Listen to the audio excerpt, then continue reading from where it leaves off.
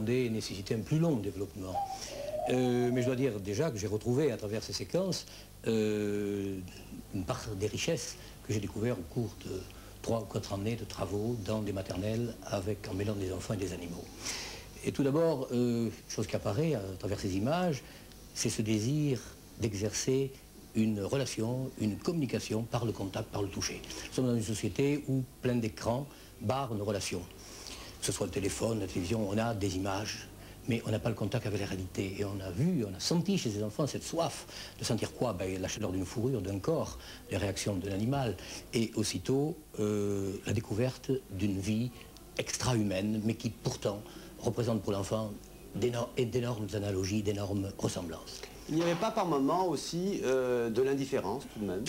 Justement, et c'est là justement le test de la relation animale où c'est particulièrement intéressant, c'est que ça permet de dresser un diagramme dans un groupe d'enfants, un diagramme psychologique. On voit tout de suite les enfants qui se précipitent vers l'animal, vous en avez vu. Vous en avez vu 2 autres au cours d'une séquence qui étaient particulièrement en retrait, qui poussaient les autres, qui ne voulaient pas se mêler. Or là, le fait de se mettre en retrait dans une relation avec l'animal prouve qu'il y a un problème relationnel de l'enfant dans sa fratrie, auprès de ses parents, peut-être même avec la jardinière ou peut-être même avec ses camarades. J'ai entendu une réflexion tout à l'heure de la directrice qui me disait justement, tiens, j'ai vu un comportement que je ne croyais pas être le fait de cet enfant, alors que les d'autres enfants me disaient, il me pousse, il me bouscule, etc. Et là, devant l'animal, il a eu ce comportement, disons, légèrement agressif. Pas pour l'animal, mais pour son camarade. Je voulais vous demander si vous avez vu quelque chose de significatif dans la différence de comportement avec les chats, avec un gros chien et un petit chien. Les enfants avaient l'air d'avoir moins peur d'un gros chien. Gros chien, petit chien, oiseau, enfin tout ça. Justement, la nature nous offre toute une gamme, une variété d'animaux, et c'est la chose la plus extraordinaire. Et nous voyons dès l'enfance des réactions tout à fait différentes qui suivront d'ailleurs l'enfant devenu adulte, une fois homme ou femme. Et là, la chose qui est le plus extraordinaire, c'est la différence de comportement entre les petits chiens, qui sont des stimulants pour l'activité, et le gros chien qui est paisible, et qui peut représenter d'ailleurs, les psychanalystes ne s'en privent pas, ou l'image du père, ou l'image de la mère, on le regarde avec un certain respect. Il y a une sorte déjà d'une notion de hiérarchie avec le grand chien. C'est pour ça que je pense que les meilleurs contacts peuvent être faits avec des animaux où l'enfant se sent peut-être un petit peu d'égal à égal. Vous avez vu avec les oiseaux aussi également, il y a eu une poursuite également avec des vols inconsidérés. Un enfant a gardé un oiseau sans bouger, presque inoptisé par cette présence sur l'épaule.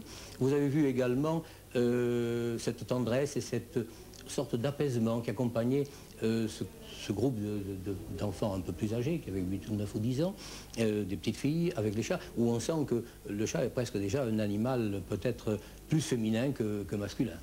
Mais vous disiez tout à l'heure l'égalité entre l'espèce animale et l'espèce humaine, en l'occurrence les petits chiots et les enfants. Plusieurs enfants ont marqué leur peur devant des petits chiots. Oui, aussi également, oui. Mais ça, c'est une question de mouvement. Hein. Je pense que ce qui a peut-être rebuté certains enfants, c'est qu'ils n'étaient pas habitués à ce changement de comportement, puis ces petites formes d'agression qui n'étaient au fond qu'un jeu. Maintenant, le fait de l'égalité, le mot n'est pas de moi, c'est Freud qui l'a dit, c'est un grand monsieur, il faut l'écouter. Il a dit, les enfants vont vers les animaux d'instinct parce qu'ils se considèrent leur égal. Et en effet, moi j'ai pu vérifier cette chose-là. Il y a une spontanéité dans la relation de l'enfant et de l'animal qui n'inclut pas cette hiérarchie du grand, la hiérarchie de l'adulte. On doit obéir à l'adulte. Et là, il y a une sorte d'éclairage qui se fait, on pourrait dire un état de grâce, par lequel la communication passe. Et au fond, ce qui fait que tel enfant est un petit peu en retrait, timide, ne se mêle pas aux autres ou bousculeur, c'est qu'il ne peut pas communiquer. Et je crois que le test, justement, de la présence animale est un test qui peut arriver à provoquer une communication naturelle, non forcée, non pas parce qu'il obéira à un adulte, mais parce que de lui-même, l'enfant déterminera qu'il doit avoir une relation. Peut-être même des fois un peu agressive, mais c'est là, à ce moment-là, qui comporte d'avoir une surveillance. Et nous avons mis au point une méthode qui s'appelle l'intervention animale modulée précoce, qui nous permet justement de suivre pas à pas ce cheminement dans la naissance d'une communication. Nos caméras n'étaient pas très bien dissimulées. Est-ce qu'à un moment, vous avez pensé que les enfants ont toujours joué la comédie parce qu'ils savaient que la télévision était là, ou est-ce que vous estimez qu'il y a eu des moments de vérité? Suivant le groupe d'âge, je peux vous dire une chose. Il y a eu, au départ, un petit flottement. Mais je me suis aperçu dans 3 ou 4 séquences que dès que 3 ou 4 minutes ont passé, l'animal a été vraiment le point de mire, on a oublié complètement les caméras, et d'ailleurs il suffit de regarder les images, elles sont éloquentes.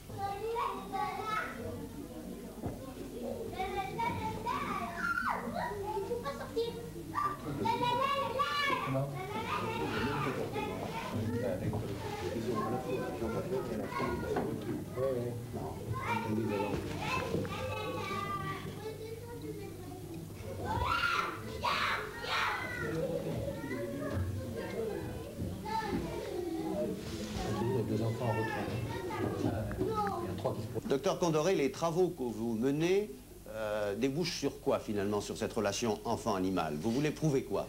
C'est-à-dire que c'est une découverte qui s'est imposée à nous en réalité. Et je dois vous dire que tout cela, nous avons vu quelques séquences, mais dans le temps, on s'aperçoit que la relation animale provoque une démodification de conduite. Et c'est là le point essentiel.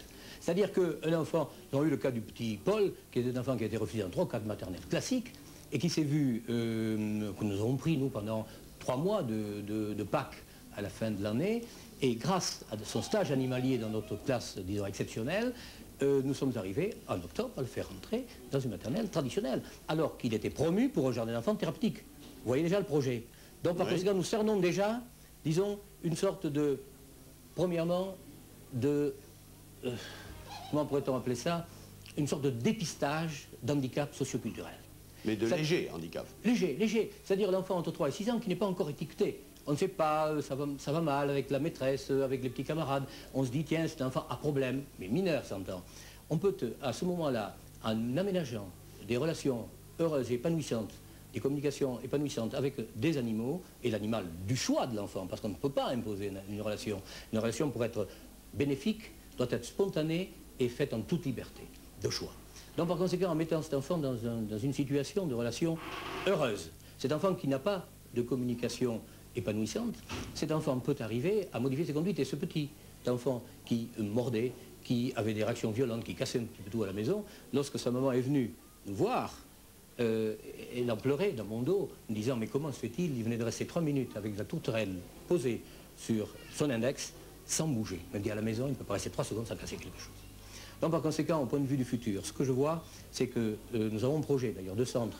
Le centre sera le premier centre mondial d'éveil, centre infantile, d'éveil aux communications humaines par l'animal. Et dans ce sens, nous pensons que l'animal utilisé harmonieusement dans ses relations avec l'enfant pourra devenir, dans notre société, et est-ce que vous pourrez me dire vraiment où se trouvent d'autres écoles, de la tolérance et de la tendresse, et réaliser ainsi une véritable prophylaxie de la violence. Merci, docteur.